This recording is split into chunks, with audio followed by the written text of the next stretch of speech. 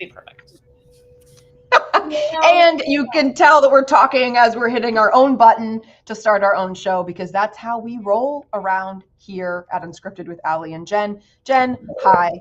How are you? Who are you? What the hell do you do in the world? And what are we here to talk about today?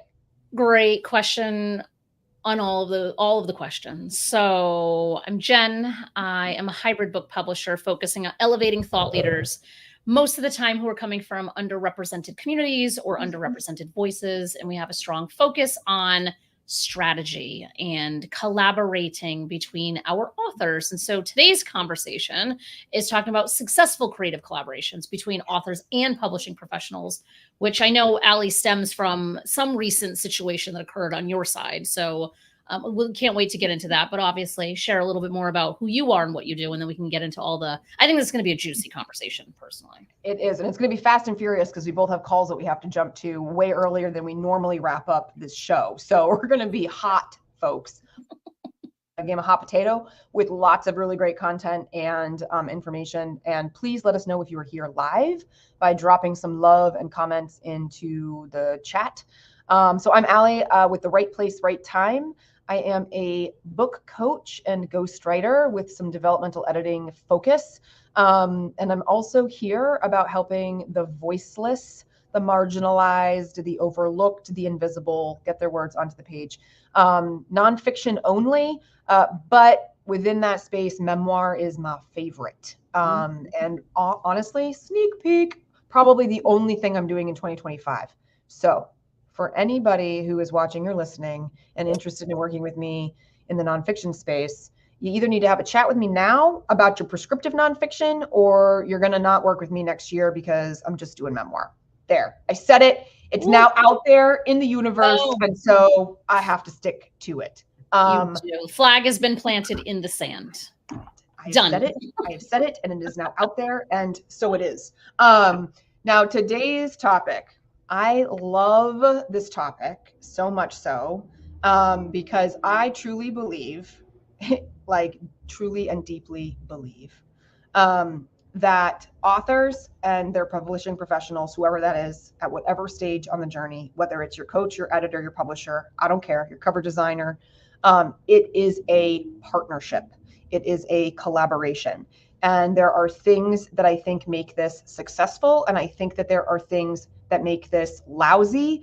And I think it begins from initial conversations and happens all the way through the duration of the collaboration being present. So like, or I guess the better way to say that is throughout the engagement, from day one to day whatever, it needs to be in step with your people. So, yep. Jen, talk on that. Well, Mary Catherine Jones says, hey, and she's looking forward to this. So I'm glad that, and if you have questions specifically that are on your mind, please, pop them into the chat. But yeah, Ally, I can't wait to hear what prompted this, because I feel like I have conversations every day of the week, every week of the year, that are somehow connected to a lack of communication, a lack of expectation, someone thinking that it was going to be more collaborative than it actually is designed to be. And so I'm, as you know, from a publishing standpoint, for specifically anyway, I'm constantly advocating on behalf of authors as a publisher, which is not necessarily the norm in this industry. There's a lot of shady characters that we've absolutely discussed in past episodes. So please certainly go back to our kind of backlist of things we've talked about. But I do think that it has to be a collaboration. And we were intentional about these successful creative collaborations with the wording here too. So Ally, do you want to kind of dive into what prompted your you're like, yes, let's talk about this? Yes, I do. And maybe it was just because Mercury was in retrograde, it seemed like, for 2 months or something. But it seemed that I kept getting hit by clients who were coming to me with frustrations about who they were working with as a publisher. And I thought, okay, what's in the water? What is happening right now? And all of these publishers, I'm not going to name names, but all the publishers, reputable, credible, like wonderful people, have systems in place and stuff like that. And then all of the authors, all wonderful people, you know, who are doing all the right things, thinking about all the right things. And so I thought, what the heck is going on? Like, you know, by just looking at profiles alone, like I was not envisioning that there would be some distress, you know, between them. And it was the authors complaining more than the publishers complaining about the authors. But I thought every relationship is a two-way street, right? And it got me thinking about, okay, what does a successful and creative collaboration look like? And what is happening in all of these instances where people are coming to me asking me to help them troubleshoot what they should do in the instance of X, Y, or Z, right? So I was hearing things like about, you know, too many checklists that overwhelm, and then the author doesn't really know what they're supposed to be doing, and they feel like they don't have a handle on the situation because there's lots of resources, but they're not having enough face time. Examples of like systemizing certain processes and then losing a personal touch when it came to email communications or that kind of thing. Others feeling like response times were really slacking and like didn't know where things were because they hadn't heard back, even though they had asked the question, right? And been proactive in asking the question. And it's like, if I step back and I think about all of those things, I can argue that systems are good. That's true. Resources are wonderful to have to refer back to. Also true. Trying to automate something so it goes a little bit more efficiently can also be beneficial. You know, not everybody has to respond within 24 hours. So there does have to be some patience on the part of the author. But at the end of the day, I think what it comes down to, and this is not, even though my scenarios, let me say this, even though my scenarios are between publisher and author, what I'm about to say next, I think pertains to an author working with any publishing professional. And that is, how has the expectations around each party's responsibility been detailed and outlined at the outset? But more than that, how do you know about how the other person likes to communicate, learn, and tackle a project, right?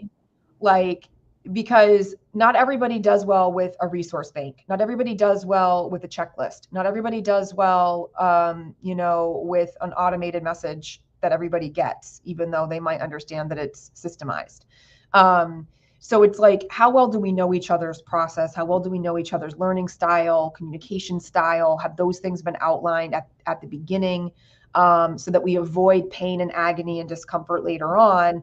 And then, of course, once you hit that moment of frustration, then figuring out, how do I confront the issue? And are they going to think that I'm being a jerk? And, you know, so that's what's prompted today's conversation. You have just said so much. I know. I said, I'm excited about this conversation. I want to help everyone. I do too, because I agree with you that all the things that you just mentioned are good things to have, but you are spot on with that. Not everyone does well with some way that your process might be set up. So whether it is a publisher or a cover designer or an editor, there has to be clear expectations. And you know what? One of the things that we do at the start of our process, and it's honestly, all the things that you mentioned, I'm like, we've had a problem with that before. We've had someone say that before, because we're not perfect, right? Like, I strive and my team strives for excellence every day, but we don't always meet it because of one thing or another. And so, you know, we recently had an author who was just having, just wasn't feeling like they were frustrated. And that's actually the first word that you said was frustrated. They were frustrated. And it was because it was a communication breakdown. And so I jumped in and I'm like, all right, let's get on a call. Let's talk about it. Let's recalibrate. Let's level set, figure out where the breakdown is occurring. And so I was able, I also think, I wish it weren't a superpower, but I think it is a superpower of mine, of being able to jump into really difficult conversations when someone is upset, to be able to like, just kind of like smooth the air, really listen and hear what the grievance is, honor that, because even if I disagree with it, in this case, I wasn't, but even if I did disagree with it, I still need to honor where that person's coming from and how they're feeling about the situation. I think most of the time, what I've noticed is that people just want to feel heard. So when we're thinking about the process of like how to, as an author, make sure your voice is being heard, is I think just saying it, sending that email framed in whatever delicate way or whatever the communication method is, and say, I'm feeling really frustrated with the process. The processes for the following reasons, because most people, especially because I know the people that you would refer business to. So whoever's having situations, they're good publishing professionals, right? Like, you're not sending people out into the wild, of which the there are so many bad ones. I know you're not sending people to bad ones. Right. And I know I'm not one of the bad ones. And yet I've still encountered situations that would fall into this too. So I would say for the author to be able to just be honest, to say, I'm not feeling heard. I'm not feeling whatever the thing is.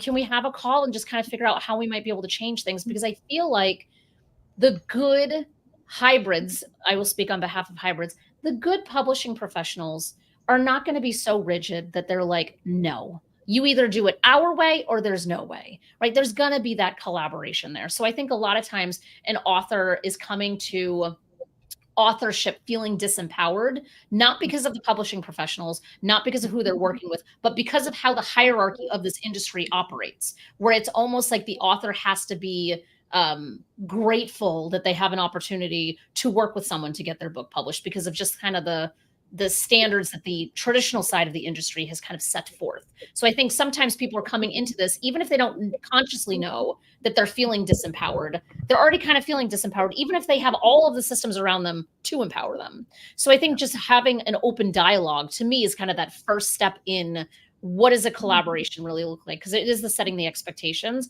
But when something's not being met, just being, and being respectful about it. Okay, obviously both sides have to be respectful about it.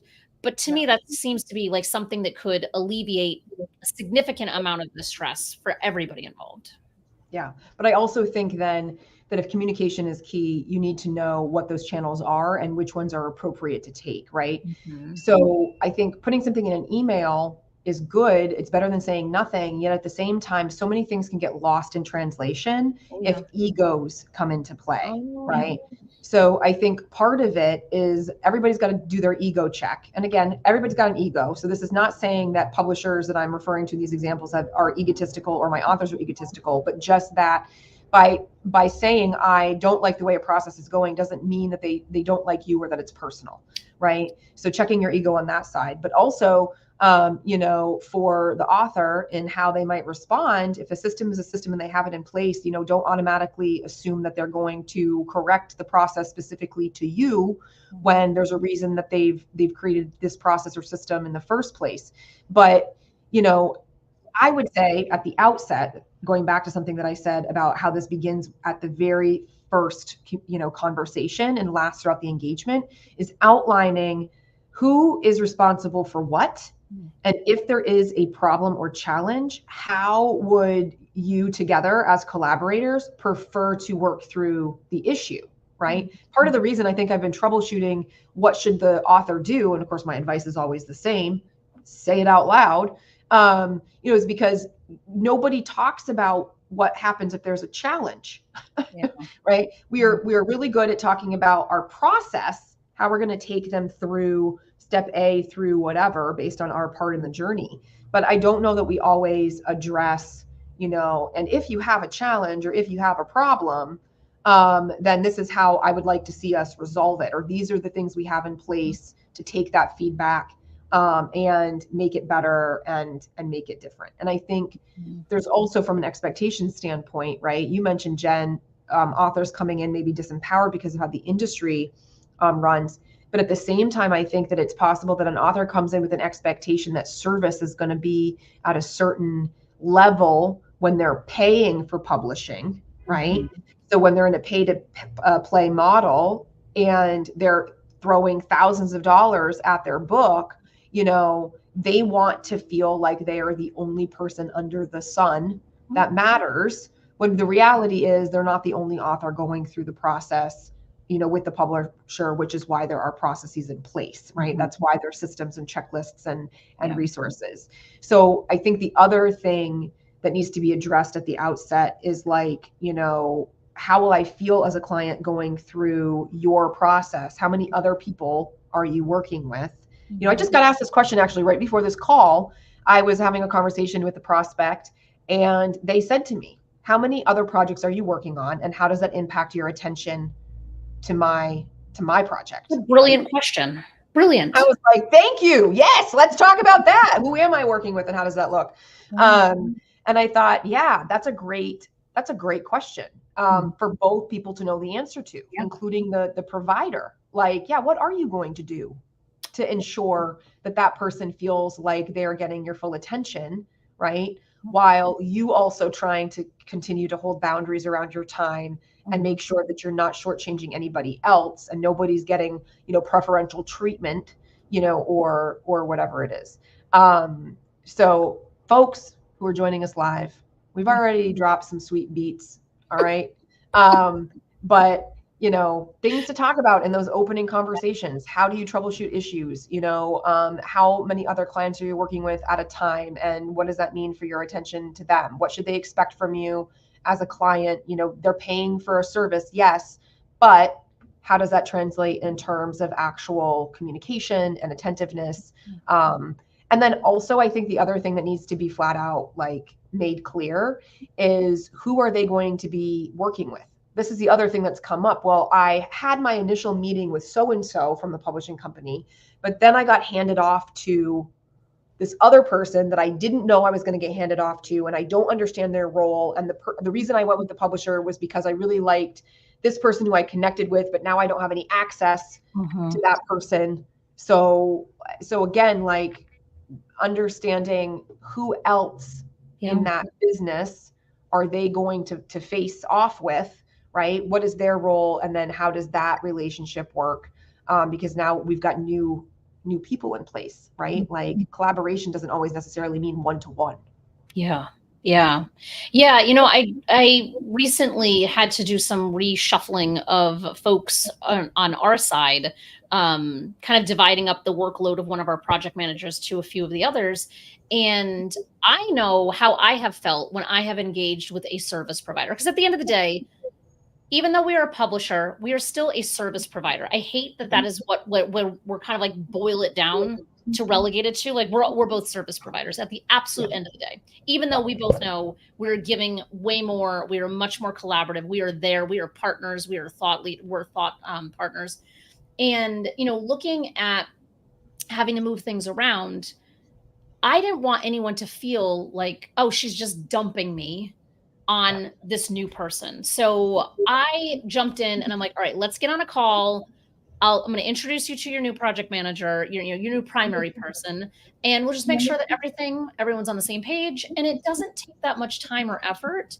And I was able to ease that transition for someone, because I know how it's felt on the other side when I've worked on a big project. And then all of a sudden you're like, oh, wait a minute. I've been communicating with this person for 3 months and all of a sudden they're gone. And then there's no there's no, nobody coming in being like, oh, by the way, you have this new person. All of a sudden just somebody responds from their email. It just doesn't feel good. Mary's saying, I was just suggested to a handoff with a company I was working with. No advanced community. Yeah. It stinks. And at the same time, there's the side of everyone has their side to the story too. So it'd be curious, what caused the handoff, and what could they have done better, as what would you have liked to have happen, as Ally just dropped in the chat. I think it's just complicated, but at the same time, I think if we are holding each other with respect, both parties, all parties are holding each other with respect and open communication, I think, to me, that's where everything can kind of be resolved. Because if someone comes in, they're like, you have no right to decide, just because you like that person, I can just come in and be the puppet master and move you from that person anytime. Who wants to? No one wants to be in a militant environment like that. It's not good for creativity, which this whole process has to be creative. It's inherently creative. So, it's just these basic things that I feel like somehow get missed, or, you're kind of stewing on something because you're like, oh, that person didn't do how I would have done it. And then it happens again, and it starts to erode your trust in the process. Instead of getting to that place of erosion, just be honest. Because I think most people would prefer just the direct honesty to say, hey, I don't really like how this is happening. Is there something we can do to counter it?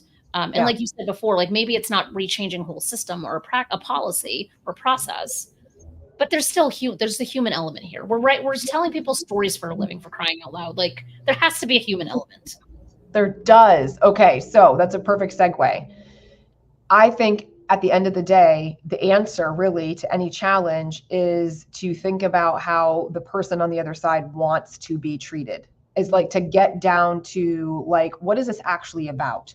Is it actually about a system being overwhelming, or is it about how the human processes information, or the way that this person's schedule looks, and their capacity, right? Like digging deeper, going beyond like the symptom to like get down to, what they're about and how they show up and what makes them tick. And I know that we're not all in the business of psychology and social work and emotional intelligence and things like that, but you kind of have to get down to that level so that they feel seen and heard from the very beginning. And, one of my biggest issues, and I'm asked this a lot, like, what makes you stand out from like other people who do this thing, right? And my answer is always like, well, I give a shit and I am a human at the end of the day, like, and I care about my people as they are humans. Yes, systems are nice, processes are nice, but so are personalized touches that make the other person feel like they're not just in an engine and going through your emotions. And you can make somebody feel that whether you're an individual provider or you have a team of people, right? So if you have a team of people, then I think it's really making sure that the team of people understand the values that you want, or the culture that you want the client to experience. If you're an individual, you need to be asking yourself, how do you make them feel seen, heard, and valued throughout the process, from the very first interaction. I think where some of these more recent examples have gotten it wrong have been relying too heavily on systems and processes, and then therefore missing out on the human connection and human touch. And to go back to your point too, Jen, with like, the team, and you don't want anybody to feel like you've done a bait and switch, like, they met you, but then they get a bunch of other people. My biggest recommendation, because I've seen this happen in one of these more recent examples, is making sure that you identify for your author that once they start the process with you, this is the number of handoffs within the team that they're going to experience, who they're going to be hearing from at what point. More recently, it was like we started a conversation with one person, all of a sudden we were tapped by another person. Then that shifted to this other person, and it was intentional on the publisher's, standpoint, like, okay, when the manuscript moves from one part to another part, there's going to be a new person who's going to like take the baton. But we didn't know that. Like, so we got in there, the engine is clearly working, and we're just being churned out into the next phase, to the next person. All these people are perfectly wonderful people, and they all have a role, and they all probably do it really well. But on the user side, it was like, we have no idea what's happening. We don't know who we're supposed to go to. We don't understand all the different roles of these people because we haven't been given that information. And so it was clunky, and it got us off on the wrong foot. Yeah. Right. And so now there's just kind of like, we're probably coming across like we're whiny. They're coming across like, they don't care about how they're communicating. Neither of that is true on either end. Yeah. Right. But that's how it feels. And then you've got that like angst, and you're like, oh, is this the way that the rest of the process is going to be like? Right. And so it just breeds this negative energy that you can carry with you, all the way through if you don't like handle that like right off at the beginning. Yeah. One of the things that we've done, and I would hope other people do it too, but we have like, obviously like a form that is completed at the start of the process. And we ask for a ton of information. And I warn people in advance. I'm like, listen, when we get going, before we get on our kickoff call, we're going to ask you for a lot of stuff. Do what you can. Don't be overwhelmed. Do what you can. But one of the things that we ask is, when are you taking vacations? What holidays are you observing? When can we just know that you are generally going to be unavailable?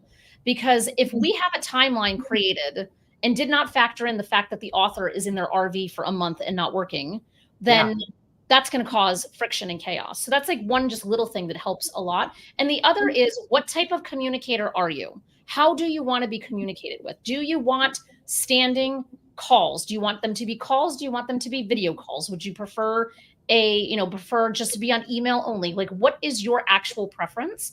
And are you a more detail-oriented person, or are you a more high-level person? Because depending on how someone wants their information to be delivered, like you and I were currently about to birth a book baby collectively between an author that we're both working with.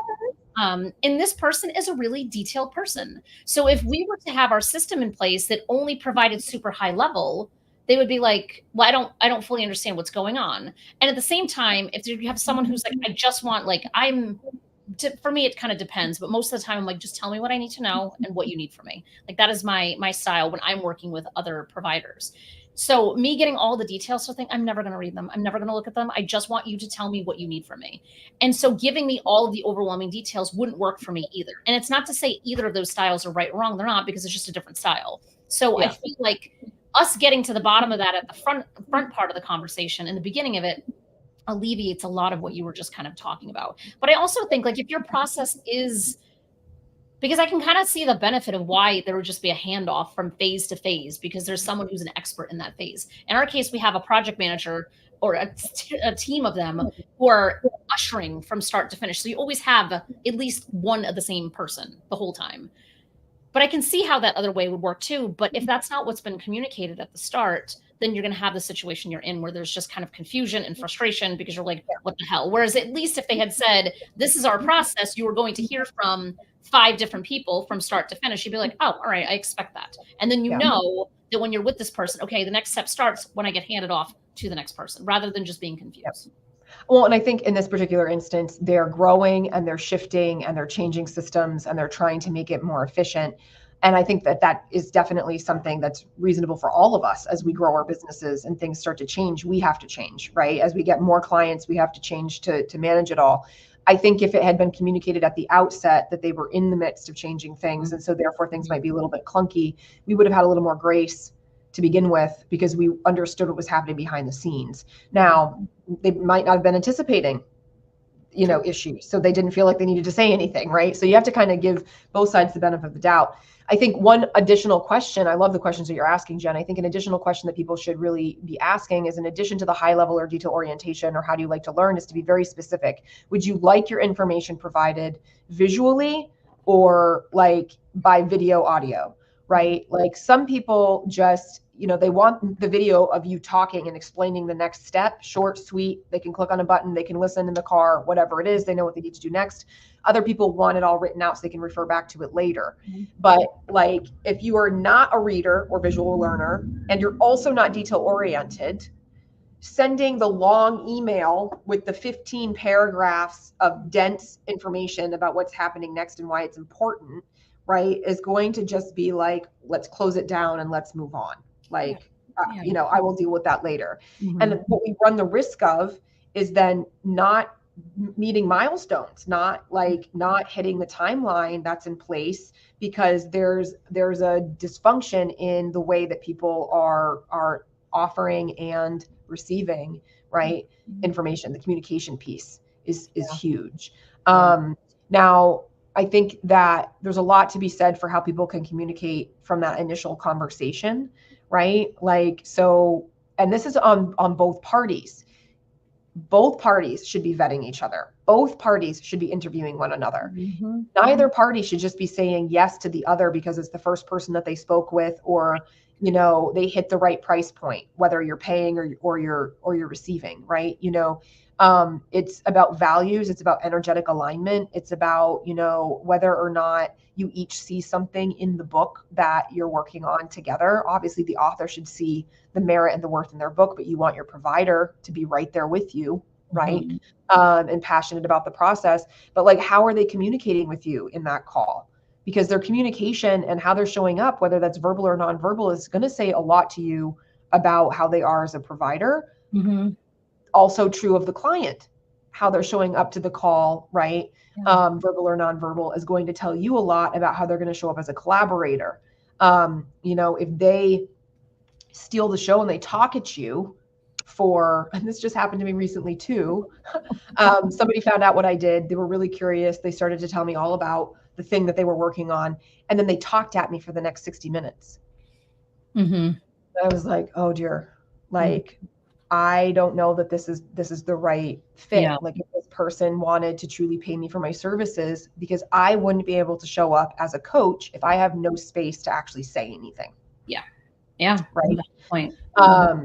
Now that might just be the way that they show up. So like nothing wrong with how they show up, but that might not make me the ideal partner for them. Right. And in that instance might be more on me to say no, right? Somebody can be for you, but that doesn't mean that they are for you. Yes. Right. Yes. Yeah. You and the slogans today. That's another shirt. This is the third t-shirt you've designed today. I just get crazy about this. Okay. I do too, because I don't think enough people are talking about it. And that's why I appreciate both of our very blunt, straightforward approaches, just generally speaking, and why this kind of show even began, is that I don't think enough people are just talking about this in such a matter-of-fact way, and also saying it in a way that empowers the authors. Because I think a lot of times the information that we're looking at or authors are reading is very disempowering. And so for us to even just be blunt, to be like, listen, it is just as much about like your choice versus the publisher's choice. Because I think you had said before, like, you know, just because someone shows interest doesn't mean, just because that's the first conversation doesn't mean it's the right conversation.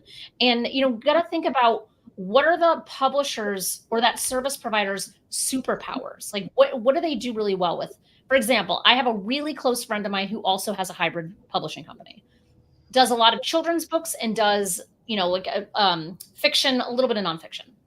Talking to her recently, and she was like, I really can't handle your, how does she say it? I can't handle your referrals of people with stories around trauma. Like, I don't want to do memoirs anymore.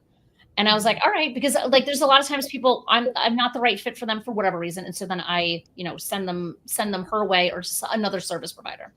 And she was just saying, she's like, it's just their trauma stories, at least the people that she was recently dealing with, bleed into the process, and it doesn't work well with her processes. Versus you're working on memoirs, a lot of trauma, oftentimes in memoirs.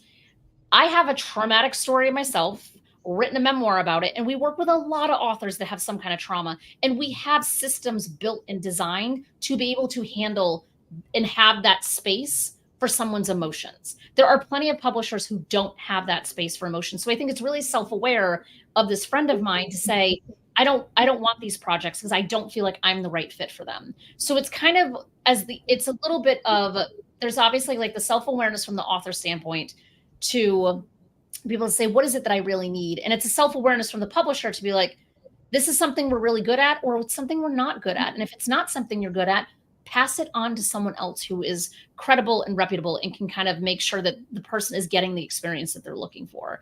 Because there really is just, that's how things start off really poorly. And we just had this conversation the other day, and I was like, wow, that's really just, I'm grateful that you're telling me this, because now I can find another hybrid who is good at memoirs that might be the ones that aren't a good fit for us.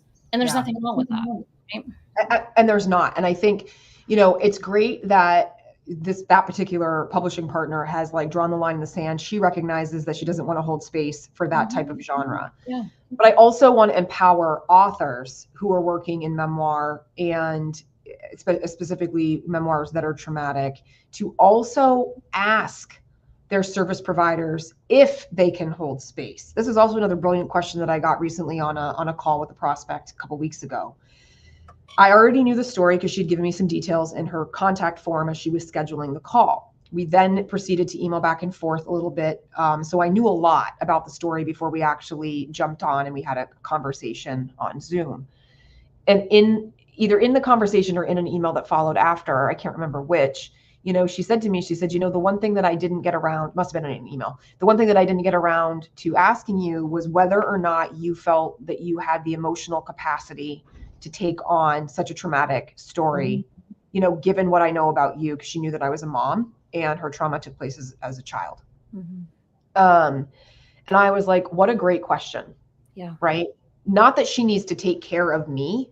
She doesn't, but that she was aware enough of her own story and her own narrative to know that what she needed was a provider who was going to be able to be there with her at that emotional level, to hold the container, and to also have their own emotional capacity to do the work, and then also turn it off at the end of the day to go be like a normal, normally functioning human. Yeah.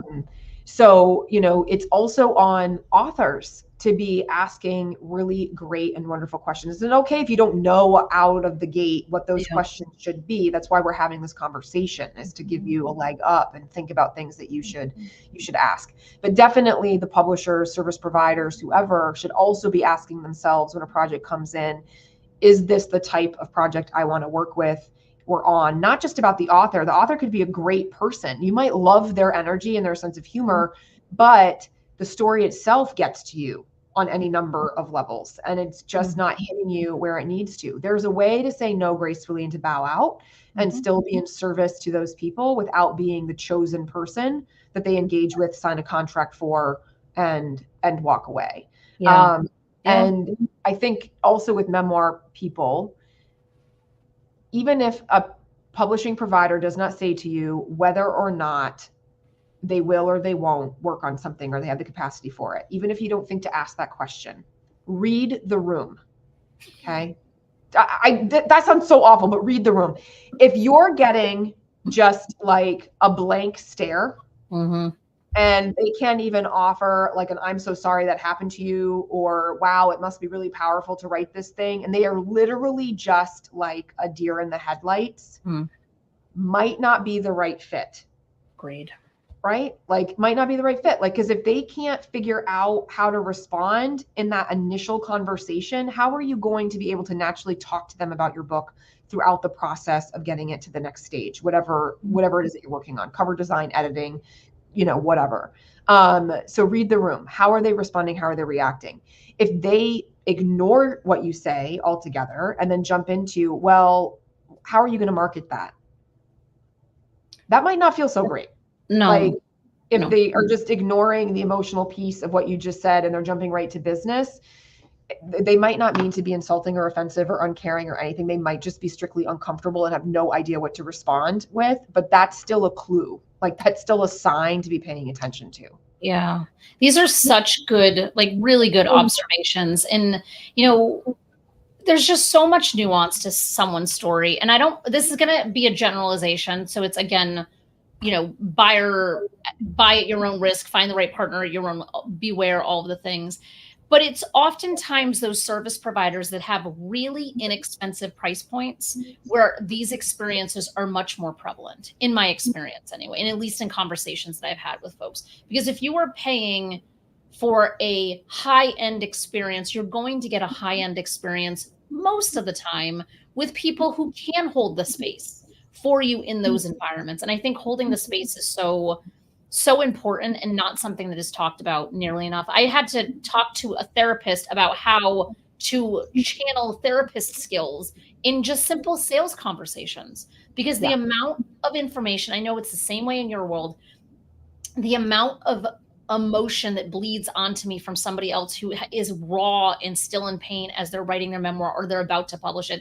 It is overwhelming some days. I hear the most intense stories that I am crying. It's just, and they're crying, like in the middle of a conversation, just to see if we're okay to work together. Right.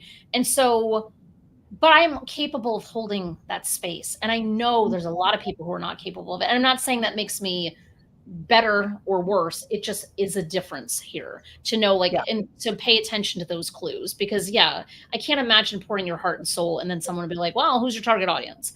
Like, that just seems so like tone deaf, and it's just not, and then look for the next partner who actually is like, oh my God, like, I can relate to what you're saying. I can empathize with what you're saying. Here's what I would do. And it still might mean that you're not the right partner, but you have a better sense of who might be the next partner to send them to next. Yeah. Well, and I think too, so like, you need to know if that's what you're looking for. If you don't care about somebody being emotional with you, then maybe it's not going to be a big deal, right? But like, if you're coming to the relationship really wanting them to care as much as you do, and like respond emotionally to what you're saying and you know, be on that level together, then you need to pay attention to that. If that doesn't matter as much to you, then maybe the like get it done kind of business only perspective, right? Provider who's just like, here, I'm going to check all the boxes and we're just going to make this like business all the time. That might work for your style too. We're not suggesting that you go with somebody who's emotional necessarily. And I don't use emotional as in like, Yeah. you know, weepy and over the top and exaggerative. But I also want to put this in here too. We've talked about memoir, but the emotional piece is still important, even in your prescriptive nonfiction, really in any writing, because it's the author that's coming with the emotions, not necessarily the story. Like the author who's writing the book with 25 years of their expertise, right? Who's wanting to make this a legacy piece, wanting to change their industry with what they're having to say, they're coming with just as much vulnerability, you know, to some extent, like worrying about being an imposter, worrying that they've not thought of something, that they're putting a stake in the ground permanently, but what if their opinion changes later? You know, there's just as many things coming that could be, you know, raising the stakes for that author, where, you know, they could still be in an emotional place and need the emotional provider to meet them, even if it's not a trauma thing or trauma work. Absolutely. Yeah. Our egos are all wrapped into all of this. Yeah. And everyone's ego is in varying degrees of needing to be held or supported, and at the very least respected. We could go on and on and on. I almost feel like we need to do a part 2 of this conversation. I think we probably should. Maybe we can see if anyone has any like, yes, please do a part 2 in the comments. Yeah, but we would love to hear that, because we don't have a topic picked yet for next month, even though we are returning. So if you'd like to hear more on this, please let us know. In the meantime, Jen, flash that sexy book of yours into the camera. I know that Jen and I each cover working with providers and questions to ask and things that make a good partnership in each of our books. They're basically fraternal twins. They really are. They're just like the yin and yang to one another. They're beautiful. Yeah. We've got great stuff. So you can't go wrong with either of these desk references sitting right next to you on this journey and being referred to as you're trying to find the right providers for you, no matter what stage of the journey you are in creating your book, and no matter what kind of book it is that you are writing. Find the people who are going to collaborate and be your partner and be your person from start to finish. You won't be sorry, and it'll be worth every penny that you spend to have found the right person. Anything else from you, Jen, before we wrap up? No, I feel like amen to all of that. You just were very succinct and on fire today. So no comment. It's because of fumes in the coffee, We will spare you all the details of what that even means. And we will see you all next month for another Unscripted with Ally and Jen. Thank you, Ally. See you soon. Yeah. Bye.